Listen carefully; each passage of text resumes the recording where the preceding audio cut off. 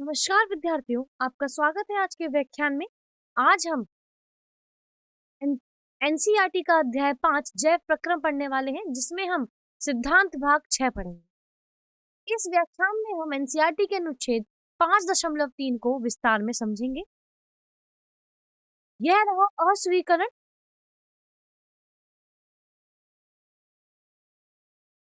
तो आज के व्याख्यान के सीखने के उद्देश्य कुछ इस तरीके से हैं कि हम मानव श्वसन प्रणाली के प्रमुख घटकों का अन्वेषण करेंगे, जिनमें नासिक गुहा, श्वसन नली, श्वसनी, फेफड़े और मध्यपट शामिल है।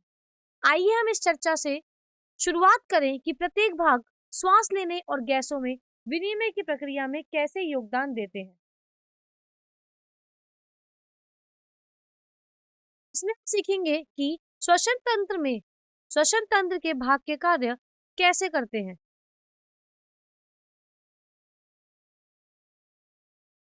फिर श्वसन प्रक्रिया, मध्यपट की भूमिका और फेफड़ों के वायु के आगमन एवं निर्गमन के तंत्र के विषय में सीखेंगे। इससे हम वायु कोशिकाओं में गैसों के विनिमय, ऑक्सीजन के परिवहन और कार्बन डाइऑक्साइड के निष्कासन के विषय में सीखेंगे तथा इससे हम यह भी सीखेंगे कि जीवन शैली और पर्यावरण श्वसन स्वास्थ्य को कैसे प्रभावित करते हैं और सामान्य श्वसन रोगों को कैसे पहचान सकते हैं। तो आज के अनुकरण का इस प्रकार है। सबसे पहले हम 5.3 मानव श्वसन तंत्र के बारे में जानेंगे, फिर हम उसका सारांश जानेंगे तथा एनसीईआरटी पाठ्यगत प्रश्न हल करेंगे, मुख्य बिंदु जानेंगे और अंत में आपको कुछ रोचक प्रश्न दिए जाएंगे जो कि आपको स्वयं हल करने होंगे। तो शुरुआत करते हैं हम मानव श्वसन तंत्र के साथ, जहां पर हम मानव श्वसन प्रणाली का परिचय देंगे। तो क्या होती है मानव श्वसन प्रणाली, इसके बारे में जानते हैं। क्या क्या इसमें हमारे शरीर के अंग शामिल होते हैं और किस तरह तरीके से ये आगे बढ़ते हैं। तो सबसे पहले है नाक और नुसागुआ। ये संरचनाएं हमारे द्वारा सांस ली गई हवा को गर्म, आर्द्र और फिल्टर करती है। फिर क्या होता है, इसके बाद ग्रसनी यानी कि गला, जिससे सामान्यतः गला कहा जाता है। इसे पेशीय नलिका, एक पेशीय नलिका है जो नासिक गुहा को स्वरयंत्र और ग्रासन ग्रास नली से जोड़ती है। यह वायु और भोजन दोनों के लिए एक उभयनिष्ठ मार्ग के रूप में कार्य करती है। यानी कि जब आप श्वसन करते हैं तो वायु ग्रसनी से होकर स्वयंत्र में जाती है और जब आप ग्रास ग्रहण करते हैं तो भोजन ग्रसनी से होकर ग्रसन नली में जाता है। यह संरचना श्वसन और पाचन की प्रक्रियाओं के समन्वय में महत्वपूर्ण भूमिका निभाता है। फिर हम बात करेंगे स्वरयंत्र की, यानी कि जिसे अंग्रेजी में हम वॉइस बॉक्स कहते हैं। तो यह क्या होता है कि स्वरयंत्र, जिसे ध्वनि यंत्र भी कहा जाता है, कंठ में ग्रसनी के ठीक नीचे स्थित एक संरचना है। इसमें स्वर रज्जु होते हैं जो फेफड़ों से बाहर निकलने वाली वायु के प्रवाह में कंपन करते हैं और ध्वनि उत्पन्न करते हैं। स्वरयंत्र का एक अन्य महत्वपूर्ण कार्य यह है कि यह भोजन निकलते समय खाद्य पदार्थों या तरल पदार्थों को श्वास नली में जाने से रोकता है, जिससे श्वास मार्ग अवरुद्ध होने या दम घुटने का संकट नहीं रहता। फिर हम बात करेंगे श्वास नली की, तो जिसे वायु नली के रूप में भी जाना जाता है। यह एक खोखली नालिका है जो स्वर यंत्र को फेफड़ों की श्वसनी नलिकाओं से जोड़ती है। यह श्वसन के दौरान वायु को फेफड़ों के भीतर और बाहर सुगमता से प्रवाहित होने का मार्ग प्रदान करती है, जिससे यह सुनिश्चित होता है कि ऑक्सीजन फेफड़ों तक पहुंचे और कार्बन डाइऑक्साइड बाहर निकल सके।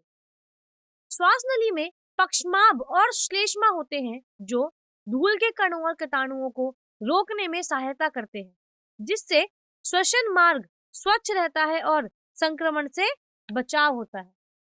फिर श्वसनी और श्वसनिकाएं आ रही हैं, यानी कि श्वसनी वे मुख्य वायु मार्ग हैं जो श्वास नली से विभाजित होकर निकलती है। एक श्वसनी प्रत्येक फेफड़े में प्रवेश करती है और निरंतर छोटी नलिकाओं में विभाजित होती रहती है, जिन्हें श्वसनिकाएं कहा जाता है।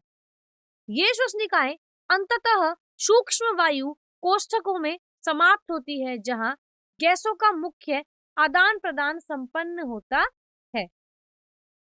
तो यहाँ आप देख सकते हैं नाक और नसा गुहा, ये संरचनाएं हमारे द्वारा सांस ली गई हवा को गर्म, आर्द्र और निस्यंदक करती हैं। ग्रसनी के बाद आप देखेंगे तो ग्रसनी क्या है? एक मार्शल नली है जो नसा गुहा को सर्वयंत्र और ग्रास नली से जोड़ती है, जो हवा और भोजन के लिए एक मार्ग के रूप में कार्य करती है। फिर स्वयंत्र की बात करें, जैसा कि आप चित्र में देख सकते हैं, यह ग्रसनी के नीचे स्थित है, जो कि सर्वंत्र में स्वर रज्जु होते हैं और यह ध्वनि उत्पादन के लिए जिम्मेदार होते हैं। आगे इसके बारे में हम जानेंगे और आगे बढ़ते हैं। अब चलते हैं आगे, जहां पर हम अन्य श्वसन तंत्र के बारे में जानेंगे। तो देखिए क्या हो रहा है, फेफड़ों की अगर हम बात करें तो बच्चों, फेफड़ों हमारे सीने के अंदर दो कोमल थैलियों जैसे होते हैं। इनका मुख्य काम शरीर में ताजी हवा यानी कि ऑक्सीजन को लेना और कार्बन डाइऑक्साइड को बाहर निकालना होता है। ये स्पंज की तरह होते हैं क्योंकि इनके अंदर बहुत सारी हवा भरी जा सकती है। फिर कूपिकाएं की बात करें तो ये श्वसनिकाओं के अंतिम छोर पर स्थित सूक्ष्म वायु कोशिकाएं हैं, जहां गैसों का वास्तविक विनिमय होता है। यहाँ ऑक्सीजन रक्त में अवशोषित होती है और कार्बन डाइऑक्साइड विसर्जित होती है। फिर हम मध्यपट की बात करें अगर, तो क्या है, डायफ्राम की बात कर रहे हैं, तो यह हमारे फेफड़ों के ठीक नीचे एक पर्दे या उल्टे कटोरे जैसी मांसपेशियां होती है। तो जब यह नीचे खींचता है तो फेफड़ों में हवा भरने के लिए जगह बनती है, और जब यह ऊपर जाता है तो फेफड़े पिचकते हैं और हवा बाहर निकल जाती है। यह श्वसन का एक तरीके से इंजन होता है। अब हम बात करेंगे फुफ्फुस आवरण की, यानी कि यह फेफड़ों के ऊपर चढ़ी एक सुरक्षा कवच या दोहरी पन्नी जैसी झिल्ली है, जिसे मशीन में तेल डालने से वह रगड़ नहीं खाती। वैसे ही यह झिल्ली फेफड़ों को छाती की हड्डियों से रगड़ खाने से बचाती है और उन्हें आसानी से फूलने या पिचकने नहीं देती। तो यह चित्र हमें यह स्पष्ट करता है कि श्वसन प्रक्रिया इन चार मुख्य संरचनाओं के आपसी तालमेल का परिणाम है। फेफड़े मुख्य केंद्र हैं जहां कूपिकाएं रक्त और हवा के बीच गैसों की अदला बदली करती हैं। मध्यपट एक इंजन की तरह है, इस पूरी प्रक्रिया को क्या देता है? गति देता है। जबकि फुफ्फुस आवरण झिल्ली के रूप में फेफड़ों को रगड़ और चोट से बचाती है। अगर संक्षेप में बात करें तो ये सभी अंग मिलकर हमारे शरीर में प्राणवायु यानी कि ऑक्सीजन का निरंतर प्रवाह सुनिश्चित करते हैं। अब हम जानते हैं श्वसन की क्रियाविधि के बारे में। तो ये कैसे होती है? देखिए, श्वसन वह प्रक्रिया है जिसके माध्यम से हम नासिका अथवा मुख द्वारा वायु को अंतःग्रहित करते हैं और फेफड़ों से बाहर निकालते हैं। इसके फलस्वरूप शरीर को ऑक्सीजन की आपूर्ति होती है और कार्बन डाइऑक्साइड का त्याग किया जाता है, जो शारीरिक क्रियाओं के संचालन और जीवन की निरंतरता के लिए अनिवार्य है। तो मध्यपट और अंतरपसलीय पोशियां भी इसके अंदर क्या करती है? भागीदारी होती है। तो इसका उद्देश्य क्या है? इन गैसों का उद्देश्य विनिमय है, यानी कि शरीर हवा से ऑक्सीजन का अवशोषित करता है और हानिकारक कार्बन डाइऑक्साइड को शरीर से बाहर निकालता है। हमारे शरीर की कोशिकाओं को ऊर्जा बनाने के लिए ईंधन के रूप में ऑक्सीजन चाहिए, सांस लेना, उसी ईंधन की डिलीवरी करना और कचरा यानी कार्बन डाइऑक्साइड को बाहर फेंकने के समान है। श्वसन दर की बात करें तो श्वास दर का मतलब है कि 1 मिनट में कितनी बार व्यक्ति सांस लेता है और मनुष्य छोड़ता है, और एक स्वस्थ मनुष्य के लिए यह आमतौर पर प्रति मिनट 12 से 16 बार होता है। यह दर शरीर को ऑक्सीजन पहुंचाने और कार्बन डाइऑक्साइड को निकालने में मदद करती है, जो जीवन बनाए रखने और शारीरिक कार्यों के लिए समर्थन देती है। तो अतः छात्रों, श्वसन एक स्वचालित प्रक्रिया है जो मध्यपट और मांसपेशियों के खिंचाव से चलती है, ताकि हमारे रक्त को निरंतर ऑक्सीजन मिलती रहे और कार्बन डाइऑक्साइड बाहर निकल सके। तो यहाँ आप देख सकते हैं कि मानव श्वसन प्रणाली यंत्रिका दिखाई गई है। तो मध्यपट जैसे ऊपर आ रहा है, छाती फैल रही है, पसलियां दिखाई गई हैं, और वैसे जैसे ही मध्यपट जो है वो स्थिर होता है तो आपकी छाती क्या होती है? सिकुड़ती है। तो इसमें इस चित्र से आप आसानी से यह समझ सकते हैं। आगे बढ़ते हैं और कुछ पूर्ण पद देखते हैं। सबसे पहला है कि वशीय गुहा, यानी कि यह शरीर के ऊपरी भाग यानी कि छाती में स्थित एक खाली स्थान या कक्ष होता है जो पसलियों के पिंजरे से घिरा होता है। इसमें मुख्य रूप से फेफड़े और हृदय सुरक्षित रहते हैं।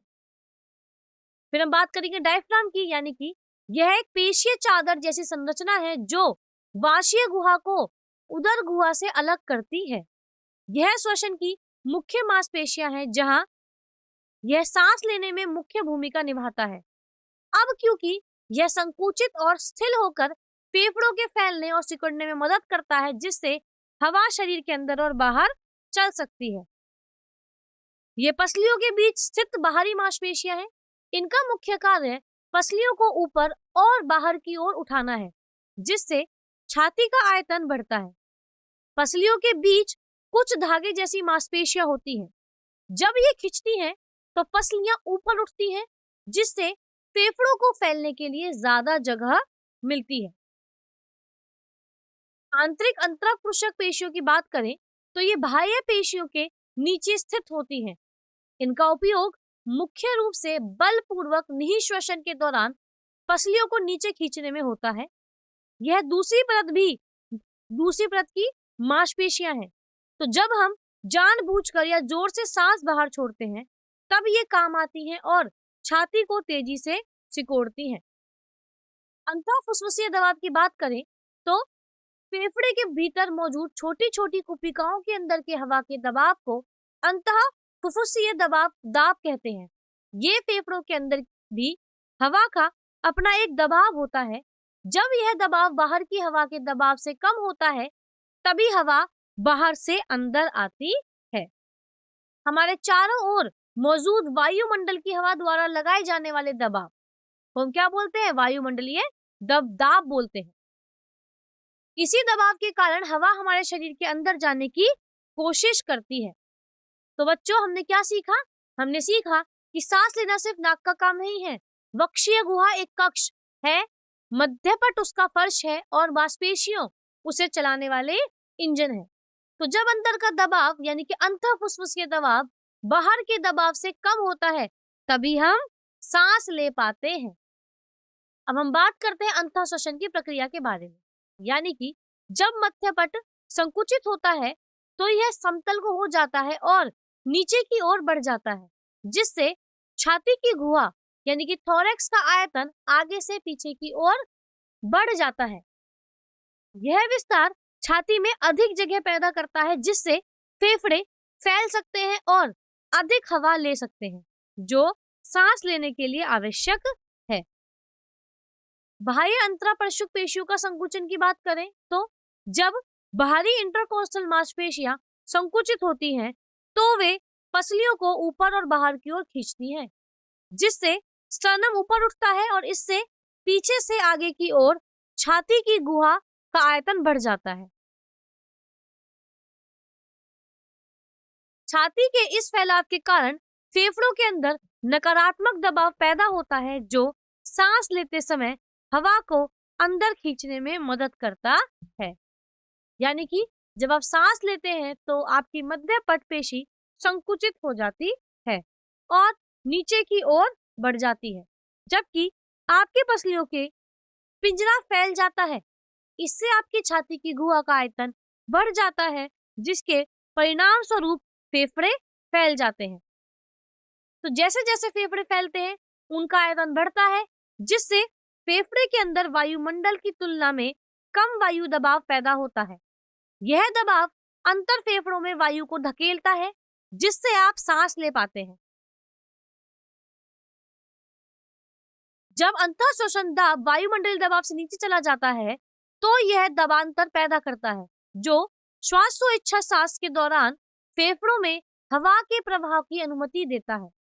अब यह तब होता है जब मध्यपट संकुचित होता है और पसलियों की पिंजरा फैल जाता है, जिससे छाती की गुहा का आयतन बढ़ जाता है और फेफड़ों का दाब कम हो जाता है, जिससे वातावरण से फेफड़ों में हवा के प्रवेश को आसानी हो जाती है। तो जब आप सांस लेते हैं या प्रेरित करते हैं, तो हवा आपके फेफड़ों में तब तक नहीं जाती जब तक आप डायफ्राम, जो आपके फेफड़े के नीचे स्थित है, एक गुंबदनुमा मांसपेशी है, संकुचित नहीं होती और नीचे की ओर नहीं जाती। यह क्रिया आपकी छाती की गुहा का आयतन बढ़ा देती है, जिससे एक आंशिक निर्वात बनता है जो आपकी नाक या मुंह से हवा को वायु मार्ग के माध्यम से आपके फेफड़ों में खींच लाता है। यह प्रक्रिया ऑक्सीजन लेने के लिए आवश्यक है, जिसका उपयोग आपके शरीर ऊर्जा और अन्य महत्वपूर्ण कार्य के लिए करता है। तो आप देख सकते हैं, जब आप श्वास अंदर लेते हैं तो किस प्रकार फेफड़े और मध्यपट की प्रक्रिया होती है, और उसकी उल्टी प्रक्रिया तब होती है जब आप श्वास बाहर निकालते हैं। तो यह था अंत श्वसन की प्रक्रिया। आगे चलते हैं, निहि श्वसन की प्रक्रिया जानते हैं, यानी कि जिसके द्वारा शरीर फेफड़ों से कार्बन डाइऑक्साइड को वातावरण में निष्कासित करता है। तो जब आप निहि श्वसन करते हैं तो आपका मध्यपट और अंतर प्रशुक पेशियों का स्थिलन हो जाता है, यानी कि मध्यपट जो आपके फेफड़ों के नीचे स्थित है वो एक गुंबदाकार पेशी है, ऊपर की ओर संकुचित होते हैं और आपकी पसलियों के बीच की अंतरपरयुक्त पेशियां भी ढीली हो जाती हैं, जिससे आपकी वक्षीय गुहा संकुचित हो जाती है।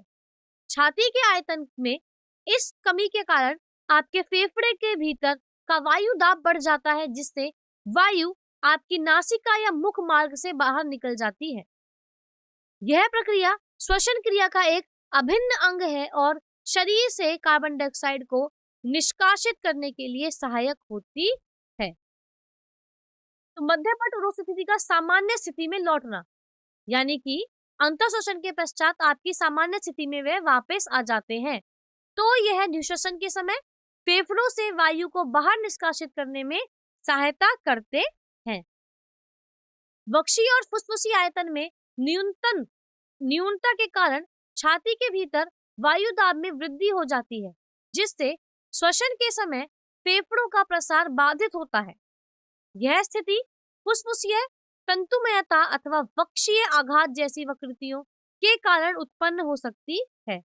तो जो फेफड़ों की पर्याप्त वायु ग्रहण करने की क्षमता को क्षीण कर देती है, इसके परिणाम स्वरूप ऑक्सीजन के अंतःग्रहण में कमी आती है और श्वास लेने में कठिनाइयों का अनुभव होता है। तो जब आप सांस लेते हैं तो आपका मध्यपट नीचे की ओर चला जाता है और आपकी छाती फैल जाती है, जिससे फेफड़े बड़े हो जाते हैं और उनके अंदर हवा का दबाव कम हो जाता है। यह कम दबाव बाहर की हवा को फेफड़ों के अंदर खींच लेता है। तो जब आप सांस छोड़ते हैं तो आपका मध्यपट ढीला होकर ऊपर आ जाता है और छाती का घेरा छोटा हो जाता है, जिससे फेफड़ों के अंदर दबाव बढ़ जाता है। यह बढ़ा हुआ दबाव, जो बाहर की हवा के दबाव से थोड़ा अधिक होता है, वह फेफड़ों से हवा को बाहर निकाल देता है।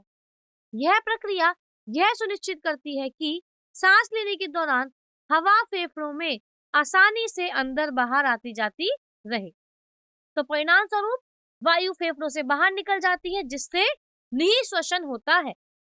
तो यह छवि मानव श्वसन की प्रक्रिया को संक्षेप में समझाती है, जो दो मुख्य चरणों में हो रही है, पहला अंतः श्वसन और दूसरा निहि श्वसन। तो निहि श्वसन में मध्यपट के ऊपर उठने से आयतन कम होता है और हवा बाहर निकल जाती है। यह चक्र शरीर में ऑक्सीजन के आदान प्रदान के लिए अति आवश्यक है। अब गैस विनिमय का परिचय देते हैं। गैस विनिमय का आसान मतलब है कि जब हम सांस लेते हैं तो हमारे फेफड़े हवा से ऑक्सीजन लेकर उसे खून में पहुंचा देते हैं। साथ ही खून में मौजूद बेकार गैस यानी कि कार्बन डाइऑक्साइड को सोखकर सांस के जरिए शरीर से बाहर निकाल देते हैं। तो शरीर को ऊर्जा देने और गंदगी बाहर निकालने की यह प्रक्रिया बहुत ही जरूरी है।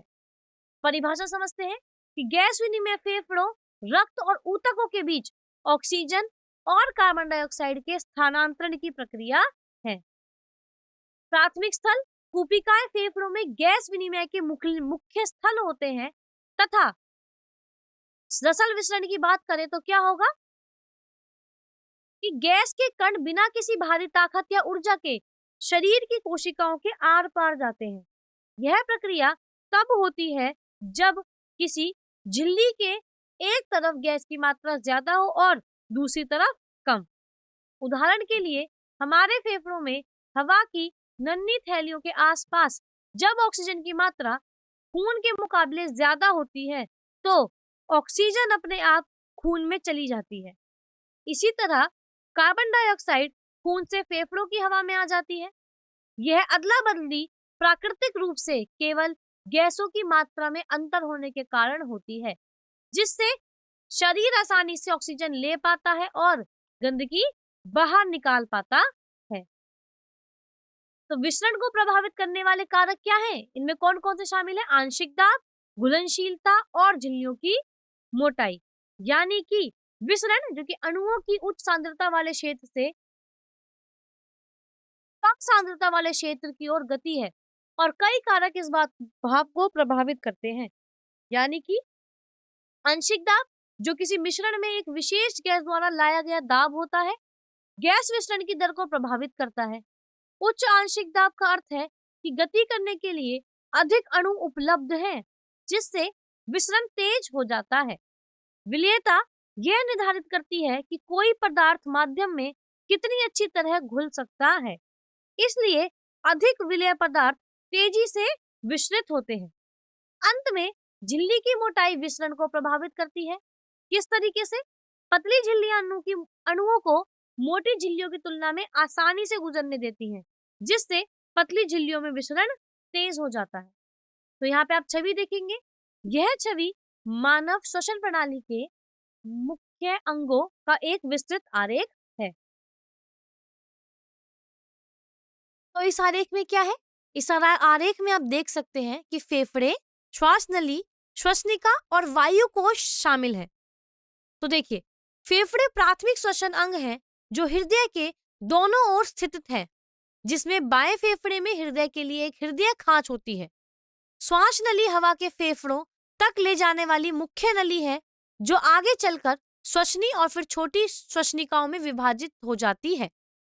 इन श्वसनिकाओं के अंत में छोटी हवा की थैलियां होती हैं, जो वायु कोशीय थैली या और फुसफुसीय कुपिकाएं या वायु कोष्ठिकाएं कहा जाता है, जहां वास्तव में गैस विनिमय यानी कि ऑक्सीजन का अवशोषण और कार्बन डाइऑक्साइड का उत्सर्जन होता है। आगे बढ़ते हैं और अब जानते हैं कुछ महत्वपूर्ण पद जो कि श्वसन के बारे में हैं। सबसे पहला है आंशिक दाब। यानी कि आंशिक दाब का अर्थ है कि एकल गैस जैसे ऑक्सीजन या कार्बन डाइऑक्साइड का दाब, जो यह प्रदर्शित करेगा कि यदि यह अकेला गैस मिश्रण से संपूर्ण आयतन को घेरे हुए हो, तो जीव विज्ञान के संदर्भ में विशेष रूप से श्वसन में यह समझने में मदद करता है कि ऑक्सीजन और कार्बन डाइऑक्साइड जैसी गैसें शरीर में और शरीर से कैसे गति करती हैं। उदाहरण के लिए फेफड़ों में हवा में ऑक्सीजन का आंशिक दाब रक्त में ऑक्सीजन के आंशिक दाब से अधिक होता है, जिसके कारण ऑक्सीजन रक्त में विसरित हो जाती है, जबकि रक्त में कार्बन डाइऑक्साइड का उच्च आंशिक दाब इसे फेफड़ों से बाहर धकेलता है ताकि उसे श्वास के रूप में निकाला जा सके। सांद्रता प्रवणता की बात करें तो कोशिकाओं से रक्त और रक्त से ऊतकों तक ऑक्सीजन प्रवणतः, ऊतकों से रक्त और रक्त से कोशिकाओं तक कार्बन डाइऑक्साइड का प्रवणता क्या कहलाता है? सांद्रता का प्रवणता कहलाता है। विलेयता यानी कि कार्बन डाइऑक्साइड और ऑक्सीजन की तुलना में पानी में 20 से 25% अधिक घुलनशील होते हैं, जिसका मतलब यह है कि ऑक्सीजन की तुलना में पानी बहुत आसानी से घुल जाता है। यह उच्च घुलनशीलता महत्वपूर्ण है क्योंकि यह कार्बन डाइऑक्साइड को श्वास और प्रकाश संश्लेषण जैसी प्रक्रियाओं में पानी द्वारा अवशोषित होने की अनुमति देता है। तो अब क्या है आगे देखते हैं। अब ये अवशोषित होने की अनुमति देती है, साथ ही साथ किसको? जो जलीय जीवन और पौधों के लिए विकास के लिए अति आवश्यक होते हैं। विसरण झिल्ली परतें के बारे में बात करें, फेफड़ों में गैस विनिमय को सुगम बनाने वाली विसरण कला की परतें मुख्य रूप से 3 भागों से मिलकर बनी होती हैं। एल्वियोलाई की पतली शल्काकार उपकला, एल्वियोलाई कोशिकाओं की अंतरास्तरीय कला और आधार पदार्थ, ये परतें बहुत पतली होती हैं, जिससे एल्वेओलाई में वायु और कोशिकाओं में रक्त के बीच ऑक्सीजन और कार्बन डाइऑक्साइड आसानी से गुजर सकती है। यह पतली संरचना गैस विनिमय को प्रभावी बनाती है, जो श्वसन के लिए महत्वपूर्ण है। कोशिका झिल्ली की बात करें तो इसमें प्लाज्मा झिल्ली भी कहा जाता है, जो कि बहुत अधिक पतली होती है। इसकी मोटाई 1 मिलीमीटर से भी बहुत कम होती है और इस पतलेपन की वजह से ही यह कोशिका के भीतर और बाहर आने जाने वाली चीजों को अच्छे से नियंत्रित कर पाती है और कोशिका के आकार को बनाए रखती है। तो देखिए क्या होता है, इसकी बनावट फॉस्फोलिपिड की 2 परतों से बनी होती है, जिसमें प्रोटीन जुड़े होते हैं। अब यही बनावट इसे लचीलापन देती है और चयनात्मक बनाती है, जिससे यह केवल जरूरी पदार्थों को अंदर बाहर आने देती है। तो गैसें हमेशा ज्यादा दबाव से कम दबाव की ओर बहती हैं। फेफड़ों में ऑक्सीजन और दबाव ज्यादा होता है, इसलिए वह खून में चली जाती है। खून में कार्बन डाइऑक्साइड का दबाव ज्यादा होता है, इसीलिए वह सांस के जरिए बाहर निकल जाती है। अब हम बात करेंगे गैस विनिमय के लिए इष्टतम स्थितियों के बारे में। देखिए, सबसे पहले कार्बन डाइऑक्साइड की उच्च विलेयता, यानी कि रक्त में कार्बन डाइऑक्साइड की उच्च विलेयता इसे आसानी से घुलने देती है, जिसका अर्थ है कि यह रक्त और आसपास के ऊतकों के बीच दबाव के अंतर के छोटे होने पर भी कोशिका झिल्लियों के पार तेजी से गति कर सकती है। जिससे क्या होगा, जिससे शरीर में गैस विनिमय के लिए विसरण प्रक्रिया अधिक कुशल बन जाती है। एक पतली विसरण झिल्ली गैसों को तेजी से अपने माध्यम से गुजरने की अनुमति देती है, क्योंकि यह बहुत पतली होती है, जिससे गैस अणुओं की गति का प्रतिरोध कम हो जाता है और विसरण की प्रक्रिया अधिक कुशल बन जाती है। सांद्रता प्रवणताएं के बारे में बात करें तो ऑक्सीजन और कार्बन डाइऑक्साइड जैसे अणु क्षेत्रों में गति करते हैं जहां वे अधिक सांद्रित होते हैं। तो यह प्राकृतिक गति ऊर्जा इनपुट के बिना होती है और फेफड़ों और ऊतकों में गैस विनिमय जैसी प्रक्रियाओं के लिए महत्वपूर्ण है, जहां ऑक्सीजन कोशिकाओं में जाती है और कार्बन डाइऑक्साइड बाहर निकलती है। उनकी सांद्रता प्रवणताओं का पालन करते हुए दिखती है। अब रक्त ऑक्सीजन और कार्बन डाइऑक्साइड जैसी गैसों को कुशलतापूर्वक परिवहन करने में सक्षम है, क्योंकि यह उन्हें रक्त प्लाज्मा में ले जाता है और साथ ही लाल रक्त कोशिकाओं में हीमोग्लोबिन से जोड़ता है, जिससे शरीर में या शरीर भर में तेजी से गति संभव हो पाती है। यह कुशल परिवहन आवश्यक सांद्रता प्रवणता को बनाए रखने में मदद करता है, जिससे ऑक्सीजन शरीर की कोशिकाओं तक पहुंच जाती है और जहां ऊर्जा उत्पादन के लिए इतनी आवश्यक होती है, जबकि कार्बन डाइऑक्साइड जो एक अपशिष्ट उत्पाद है उसको हटाया जाता है और फेफड़ों तक वापस ले जा सकता है या ले जाया जाता है, ताकि श्वसन के दौरान यह शरीर से बाहर निकाले जा सके। समग्र दक्षता की बात करें तो ये कारक मिलकर मानव श्वसन प्रणाली को गैस विनिमय में अत्यधिक कुशल बनाते हैं। तो गैसों के आदान प्रदान के लिए इष्टतम अवस्थाएं पर्याप्त सतह क्षेत्र, पतली दीवारें और एक नम वातावरण की शामिल है, जो जीवों में ऑक्सीजन और कार्बन डाइऑक्साइड जैसी गैसों के कुशल विसरण के लिए अति आवश्यक है। अब हम बात करेंगे गैसों के परिवहन के बारे में। तो रक्त परिवहन के माध्यम के रूप में गैसों का परिवहन भी होता है। प्रमुख गैसें कौन सी हैं? ऑक्सीजन और कार्बन डाइऑक्साइड। तो हम क्या बोलेंगे? जैविक में ऑक्सीजन और कार्बन डाइऑक्साइड श्वसन में शामिल महत्वपूर्ण गैसें हैं। ऑक्सीजन को सजीव द्वारा सांस लेने के दौरान लिया जाता है और कोशिकाओं में भोजन से ऊर्जा निकालने के लिए उपयोग किया जाता है, जिसे कोशिकीय श्वसन कहा जाता है। दूसरी ओर कार्बन डाइऑक्साइड इस प्रक्रिया का एक अपशिष्ट उत्पाद है, जो क्या करेंगे, जो कि और शरीर के द्वारा सांस छोड़ने के दौरान निकाला जाता है। ये गैसें फेफड़ों में गैसों के आदान प्रदान और शरीर की कोशिकाओं के लिए कार्य करके लिए आवश्यक है। परिवहन क्रियाविधियों को समझना, तो जैविक परिवहन क्रियाएं कोशिकाओं के भीतर और बाहर पदार्थों के स्थानांतरण के तरीकों को संदर्भित करती हैं, जो जीवन के निर्वाह के लिए अत्यंत आवश्यक है। इन क्रियाओं में निष्क्रिय प्रवहन, परिवहन जैसे विसरण और परासरण शामिल है, जहां पदार्थ ऊर्जा के उपयोग के बिना गति करते हैं, और सक्रिय परिवहन जिसमें पदार्थों को उनके सांद्रता प्रवणता के विरुद्ध ले जाने के लिए ऊर्जा की आवश्यकता होती है। इन प्रक्रियाओं को समझने से यह स्पष्ट होता है कि कोशिकाएं पोषक तत्व कैसे प्राप्त करती हैं, अपशिष्ट कैसे निकालती हैं और स्थायित्व कैसे बनाए रखती हैं। लाल रक्त कोशिकाएं फेफड़ों से शरीर के सभी हिस्सों तक ऑक्सीजन पहुंचाती हैं और फेफड़ों में कार्बन डाइऑक्साइड वापस करने के लिए जिम्मेदार होती हैं, ताकि उसे श्वास के रूप में बाहर निकाला जा सके। प्लाज्मा रक्त का तरल घटक है, जो इसके कुल आयतन का लगभग 55% बनाता है, और यह शरीर भर में पोषक तत्वों, हार्मोनों और अपशिष्ट उत्पादों के परिवहन में महत्वपूर्ण भूमिका निभाता है। यह शरीर के तापमान को नियंत्रित करके रक्तचाप बनाए रखने और एंटीबॉडीज जैसे प्रोटीन ले जाकर प्रतिरक्षा प्रणाली का समर्थन करने में भी मदद करता है। इसके अलावा प्लाज्मा में धक्का बनाने वाले कारक भी होते हैं, जो रक्तवाहिका के क्षतिग्रस्त होने पर खून बहना बंद करने में मदद करते हैं।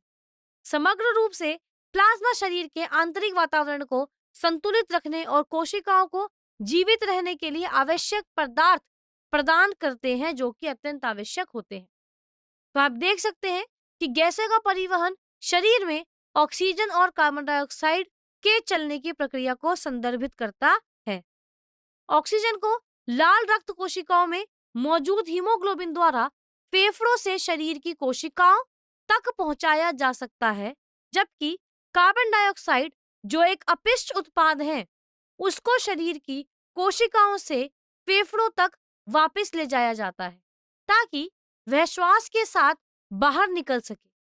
यह प्रक्रिया कोशिकात्मक श्वसन के लिए अत्यंत आवश्यक है, क्योंकि यह सुनिश्चित करती है कि कोशिकाओं को ऑक्सीजन मिलती है और कार्बन डाइऑक्साइड का त्याग करती है। अब हम जानते हैं ऑक्सीजन परिवहन के बारे में।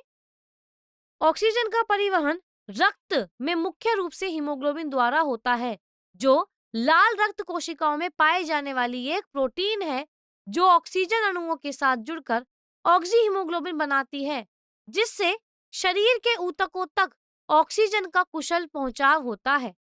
यह प्रक्रिया सुनिश्चित करती है कि ऑक्सीजन फेफड़ों से शरीर के उन सभी भागों तक पहुंचाई जाए जहां कोशिका श्वसन लेने के लिए आवश्यक होती है।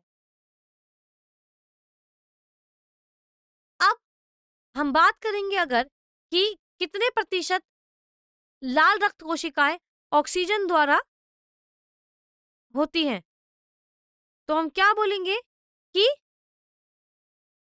लगभग 97% ऑक्सीजन लाल रक्त कोशिकाओं के द्वारा ऑक्सीहीमोग्लोबिन के रूप में ले जाती है, जहां ऑक्सीजन हीमोग्लोबिन अणुओं में लोहे के साथ उल्टा बंधन करती हैं। यह कुशल परिवहन तंत्र फेफड़ों से शरीर के ऊतकों तक ऑक्सीजन की प्रभावी डिलीवरी की अनुमति देता है। यह सुनिश्चित करता है कि कोशिकाएं कोशिका श्वसन के लिए आवश्यक ऑक्सीजन प्राप्त करें। महासागर में मौजूद कुल घुले हुए खनिजों का लगभग 3% घुली हुई अवस्था में पाया जाता है। रक्त प्लाज्मा रक्त का एक तरल घटक है, जो कि इसके कुल आयतन का लगभग 55% बनाता है। यह मुख्य रूप से पानी से बना होता है, साथ ही घुले हुए पदार्थों जैसे प्रोटीन, ग्लूकोज, हार्मोन और आयन भी तत्व होते हैं।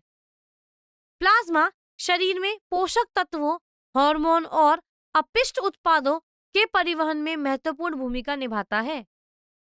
यह शरीर के तापमान, पीएच संतुलन और रक्तचाप को बनाए रखने में भी मदद करता है। इसके अलावा प्लाज्मा में धक्का बनाने वाले घटक भी होते हैं जो चोट लगने पर रक्त के जमने के लिए आवश्यक होते हैं। कुशल परिवहन बहुत ही ज्यादा जरूरी होता है। कैसे? क्योंकि वे सुनिश्चित करते हैं कि पोषक तत्व, ऑक्सीजन और अन्य आवश्यक पदार्थ कोशिका तक तेजी से पहुंचाए जाएं, जबकि अपशिष्ट पदार्थों को कुशलतापूर्वक हटा दिया जाता है। इससे होमियोस्टेसिस बना रहता है और विकास और वृद्धि का समर्थन होता है और कोशिकाएं ठीक से काम कर पाती हैं। मनुष्य और अन्य जटिल जीवों में परिसंचरण तंत्र इस प्रक्रिया में महत्वपूर्ण भूमिका निभाता है, जबकि पौधों जैसे सरल जीवों में विसरण और विशेषीकृत ऊतकों द्वारा पदार्थों के परिवहन में मदद करते हैं। यदि यह कुशल परिवहन न हो तो कोशिकाएं जीवित रहने के लिए आवश्यक चीजें प्राप्त नहीं कर पाएंगी, जिनसे वह ठीक से काम नहीं करेंगे, अंततः मृत्यु हो जाएगी। तो आप यहाँ देख सकते हैं कि ऑक्सीजन का परिवहन रक्त में मुख्य रूप से हीमोग्लोबिन द्वारा होता है, जो लाल रक्त कोशिकाओं में पाए जाने वाली एक प्रोटीन है, जो कि ऑक्सीजन के साथ जुड़कर ऑक्सी हीमोग्लोबिन बनाती है। यह प्रक्रिया फेफड़ों से सभी शरीर की कोशिकाओं तक ऑक्सीजन की बड़ी मात्रा को कुशलतापूर्वक पहुंचाने की अनुमति देती है, जहां यह मुक्त होती है और कोशिका श्वसन के लिए उपयोग की जाती है। यह प्रक्रिया यह भी सुनिश्चित करती है कि ऊर्जा उत्पादन और अन्य महत्वपूर्ण कार्यों के समर्थन के लिए ऑक्सीजन शरीर के हर हिस्से तक पहुंचता है। कार्बन डाइऑक्साइड परिवहन की अगर हम बात करें तो कार्बन डाइऑक्साइड को शरीर के कोशिकाओं से फेफड़ों तक ले जाने का काम रक्त करता है। इसका अधिकांश भाग रक्त प्लाज्मा में बाइकार्बोनेट आयनों के रूप में ले जाया जाता है, जबकि थोड़ा सा हिस्सा लाल रक्त कोशिकाओं में मौजूद हीमोग्लोबिन से जुड़े कार्बीमोग्लोबिन के रूप में परिवहित होता है। आगे हम समझेंगे कार्बन डाइऑक्साइड का परिवहन मुख्य रूप से रक्त के माध्यम से शरीर के कोशिकाओं से फेफड़ों तक होता है। लगभग 70% कार्बन डाइऑक्साइड रक्त प्लाज्मा में बाइकार्बोनेट आयन के रूप में ले जाए जाते हैं, जो कि लाल रक्त कोशिकाओं में कार्बन डाइऑक्साइड के पानी के साथ मिलकर बनता है। लगभग 23% को कार्बन डाइऑक्साइड के रूप में कार्बी हीमोग्लोबिन के रूप में परिवहित किया जाता है, जहां कार्बन डाइऑक्साइड लाल रक्त कोशिकाओं में हीमोग्लोबिन से जुड़ता है और शेष 7% सीधे प्लाज्मा से घुला रहता है। यह कुशल परिवहन सुनिश्चित करता है कि कार्बन डाइऑक्साइड को ऊतकों से प्रभावी रूप से हटा दिया जाता है और फेफड़ों के माध्यम से बाहर निकाल दिया जाता है।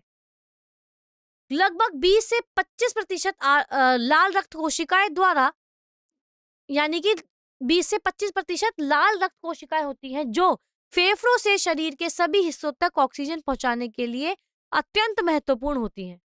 ये कोशिकाएं हीमोग्लोबिन नामक एक प्रोटीन से युक्त होती हैं जो ऑक्सीजन से जुड़ता है और लाल रक्त कोशिकाओं को अपना मुख्य कार्य कुशलतापूर्वक निभाने में सक्षम बनाता है।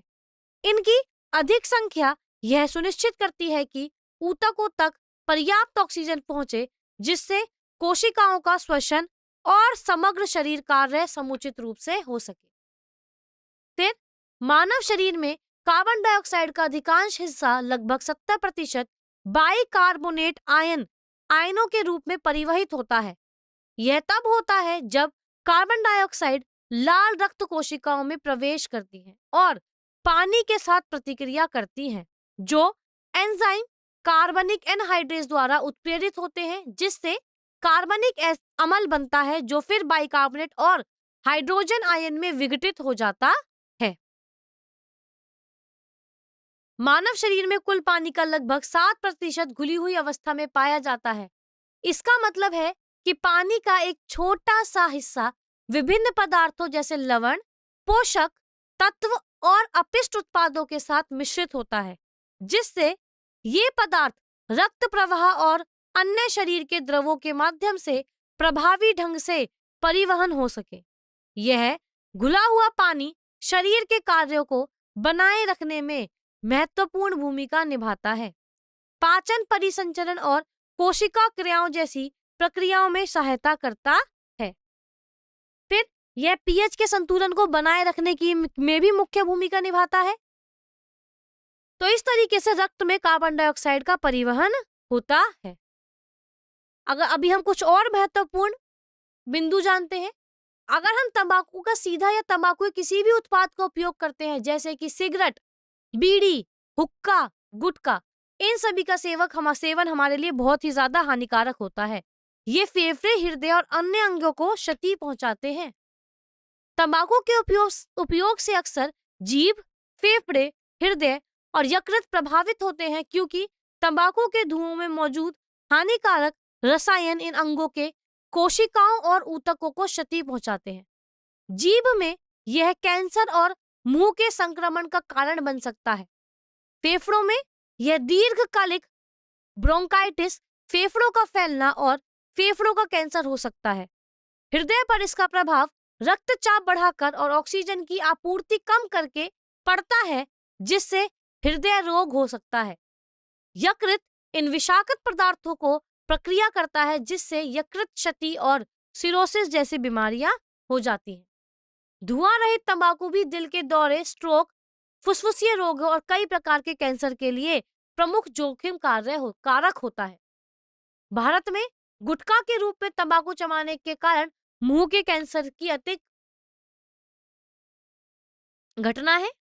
बाकी स्वस्थ रहें, बस तंबाकू और उसके उत्पादों को कभी भी उपयोग ना करें। अब हम आपको कुछ बताते हैं जो कि बहुत रोचक चीज है कि धूम्रपान स्वास्थ्य के लिए बहुत ही हानिकारक है, क्योंकि यह शरीर में हानिकारक रसायनों को प्रवेश कराता है जो श्वसन तंत्र, हृदय और अन्य रोगों को क्षति पहुंचाते हैं।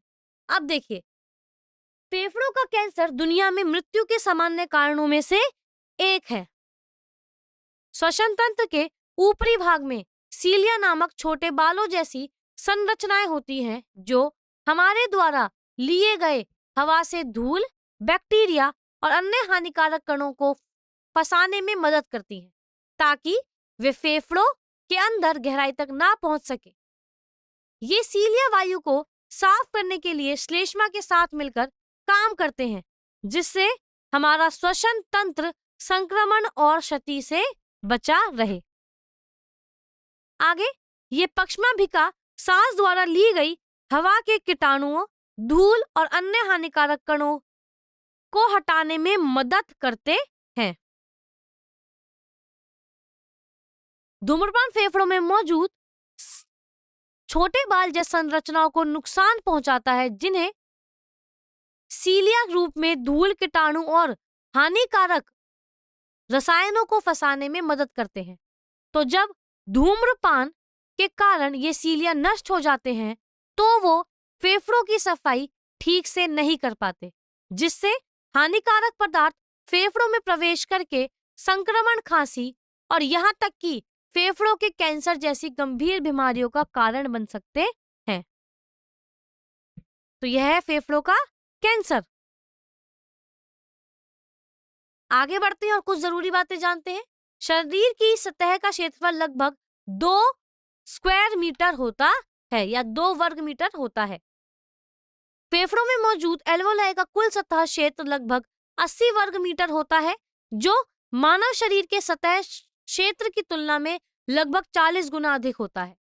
यह बड़ा सतह क्षेत्र कुशल गैस विनिमय के लिए महत्वपूर्ण होता है, क्योंकि यह रक्त में ऑक्सीजन के अधिक मात्रा में फैलने और कार्बन डाइऑक्साइड के हटाए जाने की अनुमति देता है, जो शरीर के चयापचय आवश्यकताओं का समर्थन करता है।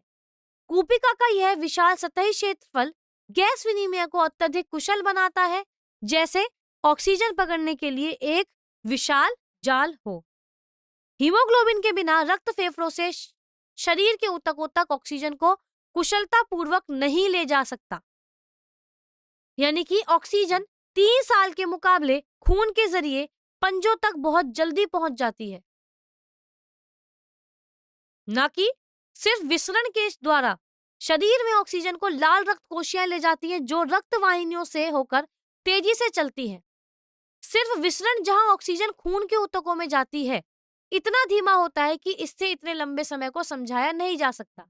इसलिए यह कथन गलत है और वास्तविक प्रक्रिया में ऑक्सीजन की परिसंचरण तंत्र के माध्यम से कुशलता पूर्वक पहुंचाया जा सकता है, जिससे यह पंजों सहित शरीर के सभी हिस्सों तक सिर्फ कुछ ही मिनटों में पहुंचाया जा सके। यह हमें जीवित रखने के लिए बहुत ही धीमा होता है। हीमोग्लोबिन के साथ, यानी कि हीमोग्लोबिन लाल रक्त कोशिकाओं में पाए जाने वाला वह प्रोटीन है जो फेफड़ों से शरीर के सभी हिस्सों तक ऑक्सीजन पहुंचाने में मदद करता है और यह कार्बन डाइऑक्साइड को फेफड़ों तक वापस ले जाता है ताकि उसे शरीर से बाहर निकाला जा सके। इसमें लोहा होता है जो ऑक्सीजन के साथ जुड़ता है, जिससे रक्त ऑक्सीजन को कुशलतापूर्वक परिवहन कर सकता है। यह कार्य जीवन बनाए रखने के लिए अत्यंत महत्वपूर्ण है, क्योंकि कोशिकाओं को ऊर्जा उत्पन्न करने के लिए ऑक्सीजन की आवश्यकता होती है, जो कोशिका श्वसन की प्रक्रिया में होती है। तो यही है, ऑक्सीजन रक्त के माध्यम से तेजी से यात्रा करता है और मिनटों में शरीर के सभी हिस्सों तक पहुंचा दिया जाता है, जो कि हमें जीवित रखने के लिए बहुत ही महत्वपूर्ण है। तो ऑक्सीजन के लिए यह एक सुपर फास्ट डिलीवरी सेवा की तरह कार्य करती है।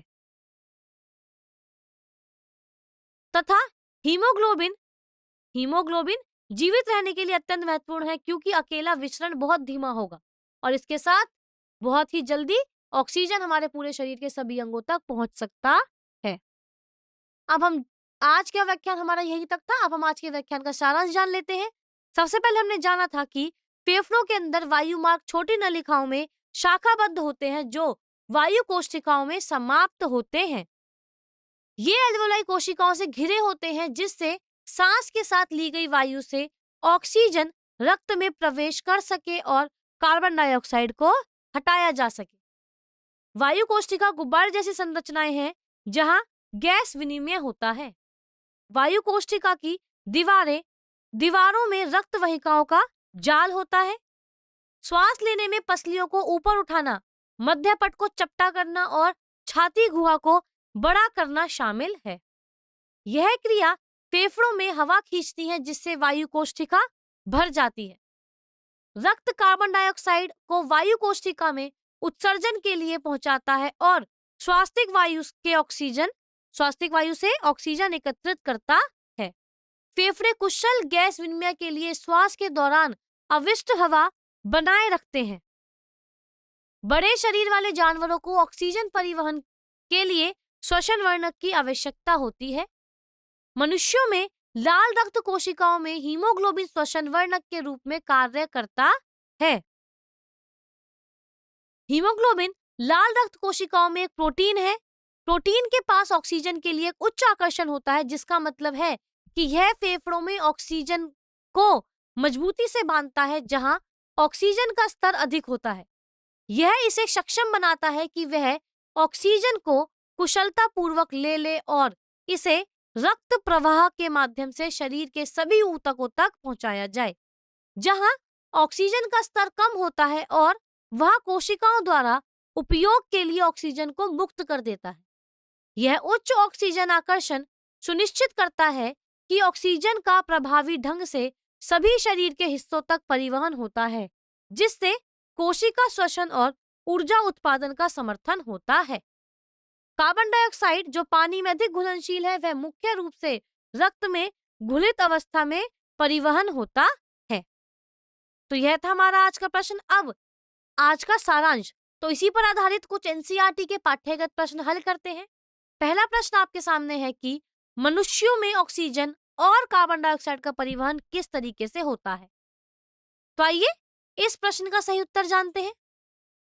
तो देखिए, जब भी हम मनुष्य के शरीर के में ऑक्सीजन के परिवहन की बात करें, तो लाल रक्त कोशिकाओं में मौजूद हीमोग्लोबिन फेफड़ों की कूपिकाओं से ऑक्सीजन लेता है। फिर ऑक्सीजन द्वारा शरीर के सभी भागों में यह ले जाई जाती है। ऑक्सीजन रक्त द्वारा शरीर के भागों में ले जाई जाती है, जो कि कैसे होता है? जो कि श्वसन की प्रक्रिया के माध्यम से शरीर के सभी भागों तक ले जाया जाता है। तो जब हम सांस लेते हैं तो हवा फेफड़ों में प्रवेश करती है और हवा में मौजूद ऑक्सीजन एल्वोलाई नामक छोटे छोटे वायु कोशों में रक्त में प्रसारित हो जाती है। फिर ऑक्सीजन लाल रक्त कोशिकाओं में मौजूद हीमोग्लोबिन से जुड़ जाती है और रक्त वाहिकाओं के माध्यम से सभी शरीर कोशिकाओं तक पहुंचाई जाती है, जहां यह कोशिकाओं के श्वसन के माध्यम से ऊर्जा उत्पादन के लिए उपयोग की जाती है। इससे यह सुनिश्चित होता है कि सभी कोशिकाओं को उचित रूप से कार्य करने के लिए आवश्यक ऑक्सीजन की जरूरत होती है। जैसे ही रक्त शरीर के ऊतकों से होकर गुजरता है, रक्त से ऑक्सीजन कोशिकाएं भी विसरित होती हैं। वहीं अगर अब हम कार्बन डाइऑक्साइड के परिवहन की बात करें तो कार्बन डाइऑक्साइड पानी में अधिक घुलनशील होता है। यह हमारे रक्त प्लाज्मा में घुली हुई अवस्था में मौजूद होता है तथा इसे शरीर के ऊतकों से फेफड़ों तक पहुंचाया जाता है, जहां पर यह रक्त से फेफड़ों की हवा में विसरित होती है। फिर क्या होता है? फिर निःश्वसन के दौरान शरीर से कार्बन डाइऑक्साइड लेकर आई हवा को नासिका के छिद्रों के माध्यम से बाहर निकाल दिया जाता है। यह तब होता है जब मध्यपट और इंटरकोस्टल मसल यानी कि इंटरकोस्टल मांसपेशियां ढीली पड़ जाती हैं, जिससे छाती की गुहा का आयतन कम हो जाता है और हवा को फेफड़ों से नाक के माध्यम से बाहर धकेल दिया जाता है, जो कि सांस छोड़ने का मुख्य मार्ग है। तो आप यहाँ पे देख सकते हैं कि किस तरीके से इस ऑक्सीजन का परिवहन और कार्बन डाइऑक्साइड के परिवहन को इस आरेख के रूप में समझाया गया है। अब आगे बढ़ते हैं पाठ्यगत प्रश्न 2 पे कि मानव में फेफड़े गैसों के विनिमय के लिए क्षेत्रफल को अधिकतम करने हेतु किस प्रकार बनाया गया है। तो मानव फेफड़ों को एल्वोलाई नामक कई छोटी वायु कोशों के साथ बनाया गया है, जो गैसों के कुशल आदान प्रदान के लिए सतह का क्षेत्रफल बढ़ाती है। तो वही लिखा हुआ है कि फेफड़ों में कूपिकाएं होती हैं जो एक सतह प्रदान करती हैं, जहां गैसों का विनिमय हो सकता है। कूपिकाओं की दीवारों में रक्त वाहिकाओं का एक व्यापक जाल होता है। कूपी की यह सतह गैसों के विनिमय के लिए क्षेत्रफल को अधिकतम करती है तथा गैसों के विनिमय के मुख्य रूप में ऑक्सीजन और कार्बन डाइऑक्साइड शामिल होते हैं, जो जीवित रहने के लिए अत्यंत आवश्यक गैसें होती हैं। ऑक्सीजन को शरीर द्वारा कोशिकीय श्वसन के लिए लिया जाता है, जिसमें यह भोजन से ऊर्जा निकालने में मदद करती है, जबकि कार्बन डाइऑक्साइड जो इस प्रक्रिया का अपशिष्ट उत्पाद है, उसको शरीर से बाहर निकाल दिया जाता है। फिर कूपिकाओं की पतली दीवारें गैसों का कुशल विसरण बनाती हैं। तो आप यह देख सकते हैं कि किस प्रकार मानव फेफड़ों को एल्वोलाई नामक कई छोटे वायु कोशों के साथ बनाया गया है, जो गैसों के कुशल आदान प्रदान के लिए सतह क्षेत्रफल बढ़ाते हैं।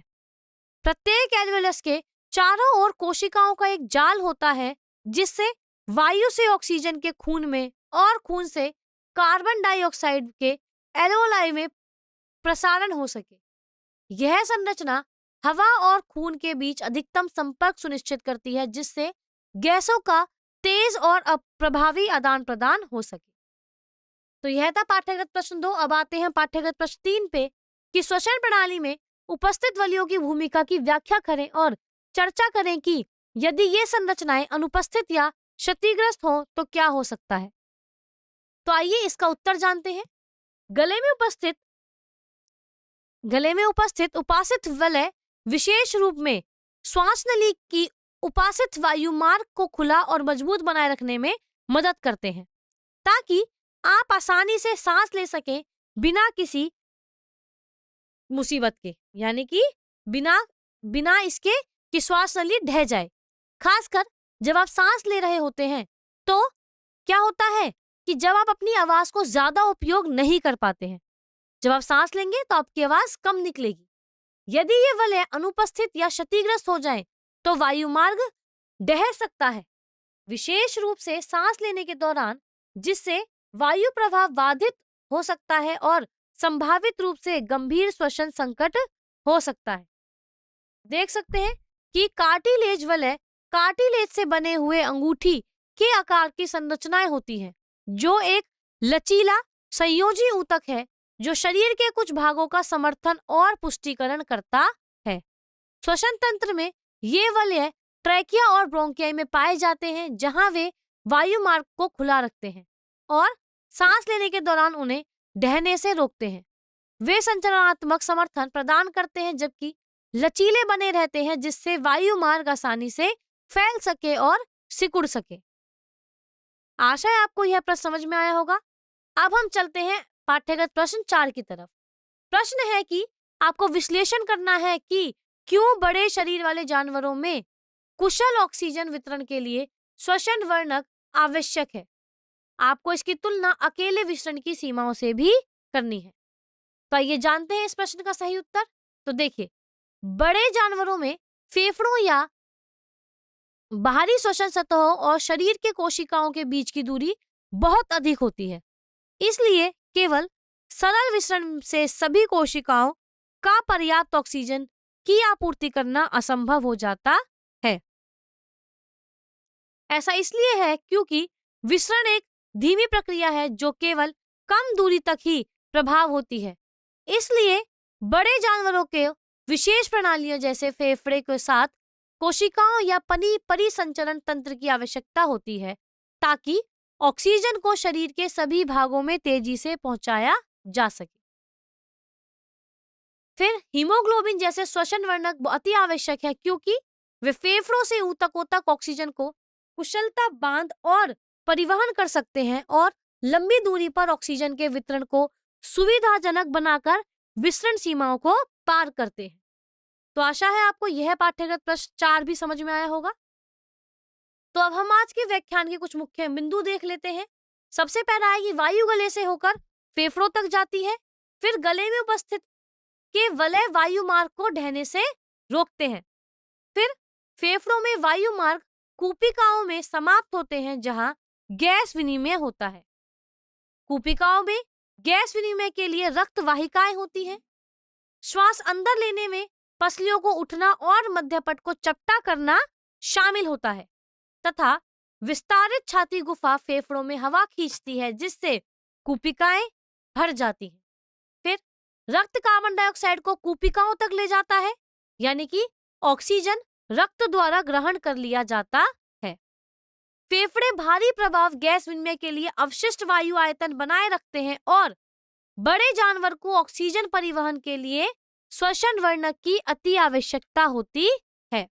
तथा लाल रक्त कोशिकाओं की अगर हम बात करें तो हीमोग्लोबिन लाल रक्त कोशिकाओं में पाए जाने वाला एक प्रोटीन है जो फेफड़ों से शरीर के सभी हिस्सों तक ऑक्सीजन पहुंचाने में मदद करता है तथा और शरीर की कोशिकाओं को ठीक से काम करने के लिए भी यह अत्यंत आवश्यक होता है।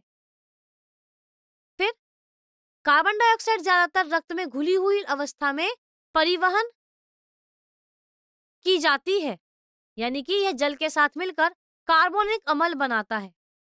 तो यह कार्बन डाइऑक्साइड को फेफड़ों तक पहुंचाकर श्वास के लिए मदद करता है। तो आशा है आपको आज का व्याख्यान समझ में आया होगा। अब इसी पर आधारित आपको कुछ रोचक प्रश्न दिए जाते हैं। पहला है कि पहला प्रश्न क्या है, ये आपको स्वयं से हल करने होंगे।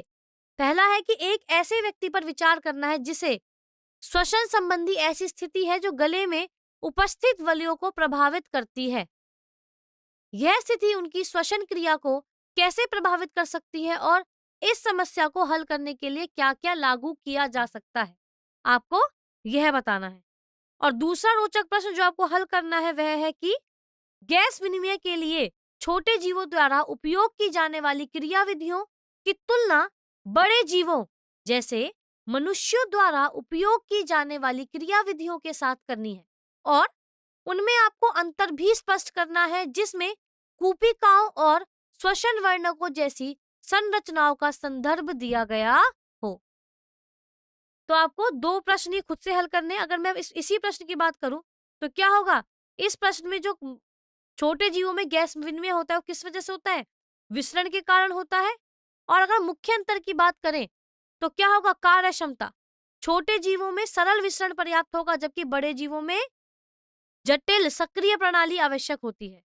सतह क्षेत्र की बात करें तो छोटे जीवों में शरीर की सतह की ही विनिमय सतह क्षेत्र है, जबकि मनुष्यों में एल्वेओलाई विशाल विनिमय सतह प्रदान करती है। माध्यम क्या है?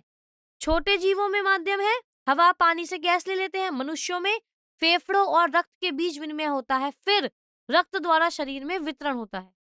और समन्वय की बात करेंगे तो मनुष्यों में श्वसन और परिसंचरण तंत्र मिलकर काम करते हैं, जो छोटे जीवों में नहीं होता है।